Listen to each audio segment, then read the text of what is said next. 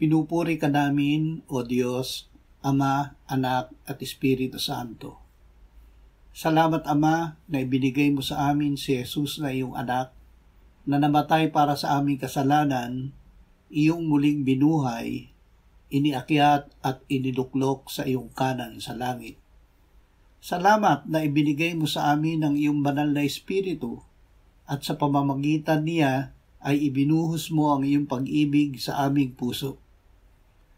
O Espiritu Santo, ipaunawa mo sa amin ang salita ng Diyos upang ito ay laging masilid sa aming puso at maging pananampalataya. Salamat sa kapangyarihan ng salita ng Diyos na gumagawa upang ang Diyos ay aming ibigin ng buong puso, buong kaluluwa, buong isipan at buong lakas at upang kami ay hindi magkasala.